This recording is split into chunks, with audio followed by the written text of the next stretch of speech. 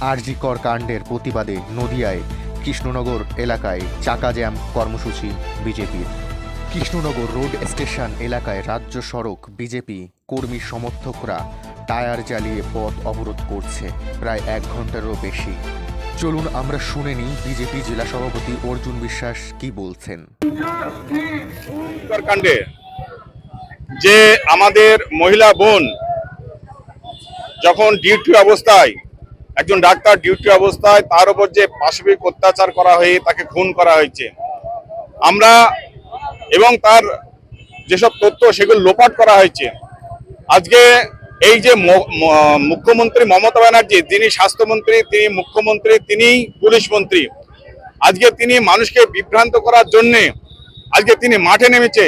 কিন্তু মূল তথ্য তিনি আজকে যেভাবে লোপাট করেছে, আজকে সিবিআই এর বিরুদ্ধে তিনি যেভাবে মাঠে নেমেছে, আমরা তাই ন্যায্য কথা সাধারণ মানুষের জন্য সঠিক তথ্যটা তুলে ধরার জন্য এবং এই নির্যাতিতা তিলোত্তমার যাতে সঠিক বিচার হয় এবং এই মুখ্যমন্ত্রী যাতে পদত্যাগ করে, তারই দাবিতে আমাদের এই আন্দোলন চলছে এবং আগামী দিনে চলবে। আজকে আমাদের প্রতীকী যে রাস্তা অবরোধ, আমাদের 1 ঘন্টা রাস্তা অবরোধ আজকে চলবে এবং আমাদের এই প্রোগ্রামের মধ্য দিয়ে, এই আন্দোলনের মধ্য দিয়ে মুখ্যমন্ত্রীর কাছে বার্তা দেওয়া, যতক্ষণ না পর্যন্ত মুখ্যমন্ত্রী পদত্যাগ করছে ততক্ষণ পর্যন্ত আমাদের এই আন্দোলন চলবে। ইতিমধ্যে আমরা বন পালন করেছি, আমরা বিডিও ডিএম এর সামনে বিক্ষোভ কর্মসূচি করেছি, বিডিওর সামনে বিক্ষোভ কর্মসূচি করেছি।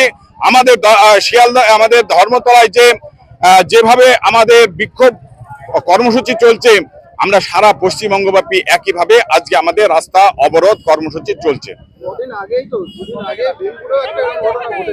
ভীমপুরে আমরা তো সেই জন্যই তো বলছি, আজকে পশ্চিমবঙ্গে মহিলাদের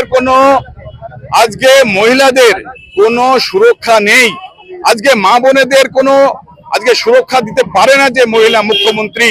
আজকে তাই আমাদের যে রাজ্যে মা বোনেদের সুরক্ষা নেই, সাধারণ মানুষের কোনো নিরাপত্তা নেই, আজকে তাই আমাদের কাছে দাবি যে এই মুখ্যমন্ত্রীর অপসারণ চাই।